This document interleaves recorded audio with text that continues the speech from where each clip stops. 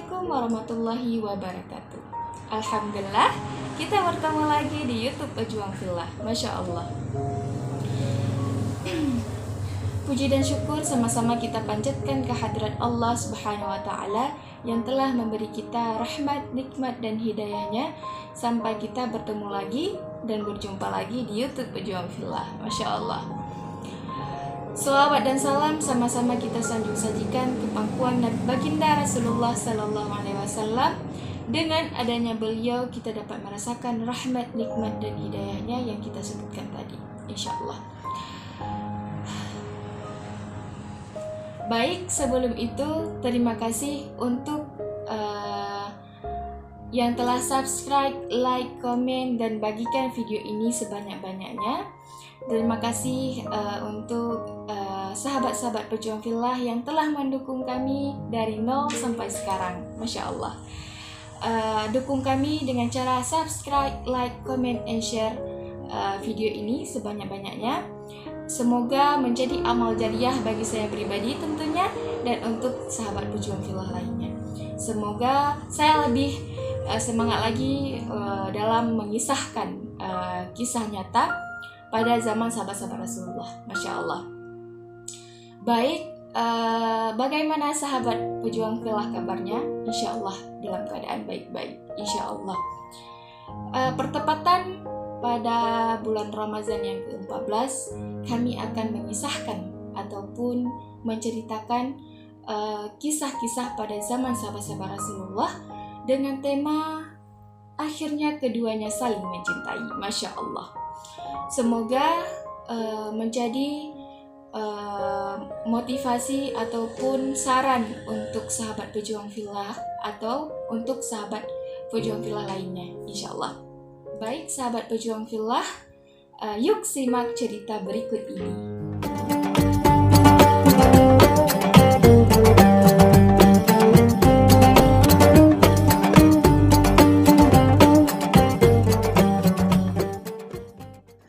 Akhirnya keduanya saling mencintai. Aku pernah duduk di dalam sebuah halaqah majelis ta'lim dengan posisi duduk membentuk lingkaran yang dipimpin oleh Ibrahim Al-Harbi. Pada saat itu ada dua anak lelaki yang duduk bersama kami. Keduanya seakan-akan ruh dengan jasad, berdiri bersama dan hadir bersama-sama juga. Pada suatu hari Jumat, aku melihat hanya salah seorang saja yang hadir. Wajahnya terlihat pucat, dari kedua bola matanya tampak kesedihan. Jumat berikutnya, aku hanya melihat anak yang pada hari Jumat sebelumnya tidak hadir. Wajahnya yang terlihat pucat dan terlihat sedang menyembunyikan kesedihan yang cukup mendalam. Hatiku mencoba menjawab, mungkinkah kesedihan itu disebabkan oleh perpisahan yang terjadi di antara mereka yang sesungguhnya telah lama disatukan oleh cinta.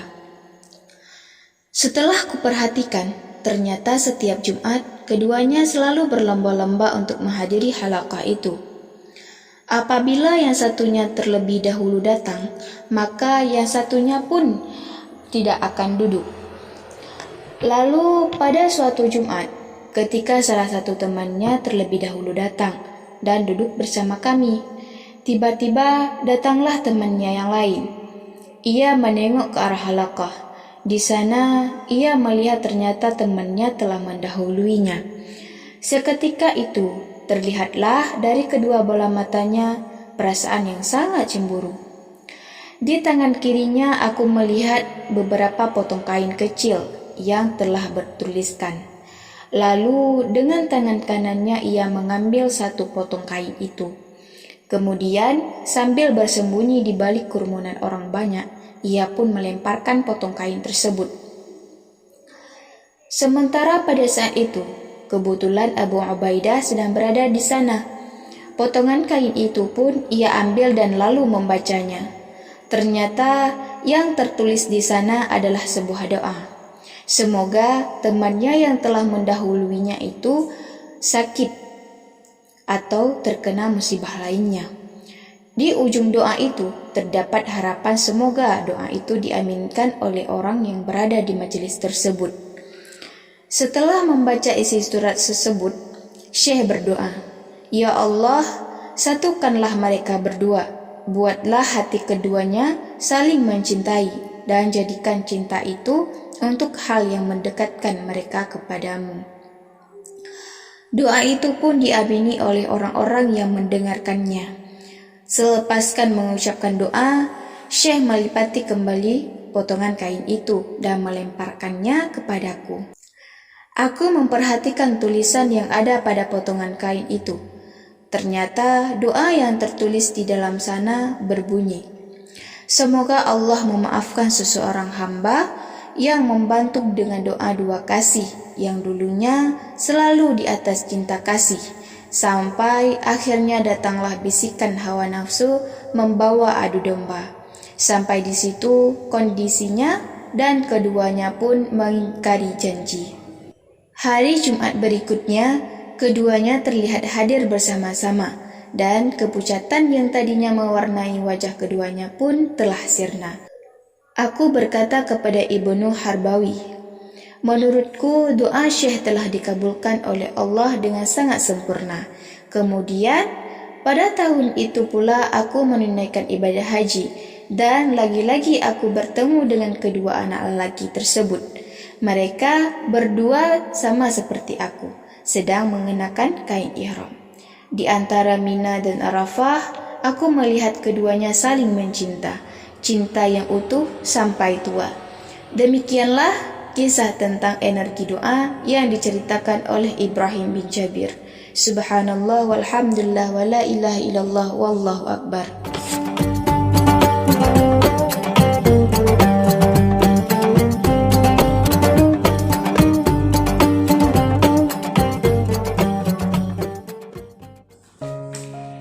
Nah, sahabat pejuang fillah, singkat cerita dari cerita akhirnya keduanya saling mencintai, itu karena mereka saling mencemburui dan saling mendahului dalam berbuat kebaikan dan sampai mendoakan kejelekan untuk temannya. Sampai Allah menyatukan mereka kembali dalam kebaikan yang Allah ridha. Masya Allah. Begitulah sahabat pejuang fillah. Jika kita saling berlomba-lomba dalam kebaikan, dalam berbuat baik, walaupun itu saling membenci ataupun memarahi, jika tujuannya adalah untuk kebaikan, pasti Allah mempersatukan pula dalam kebaikan. Begitu pula sebaliknya, sahabat pejuang fillah, jika kita berlomba-lomba dalam berbuat kejelekan, walaupun sekecil apapun berbuat kejahatan, pasti Allah akan memperlihatkan apa yang kita perbuat sampai saling membunuh. Masya Allah. Kita bisa melihat dari peristiwa-peristiwa yang ada di sekitar kita, bagaimana sampai mereka saling membunuh antara teman dan teman. Masya Allah. Cukup sekian dari kisah pada zaman sahabat-sahabat Rasulullah, yaitu akhirnya keduanya saling mencintai. Semoga bermanfaat bagi saya pribadi atau untuk sahabat pejuang fillah lainnya. Masya Allah. Syukran kasiran. Terima kasih. Assalamualaikum warahmatullahi wabarakatuh.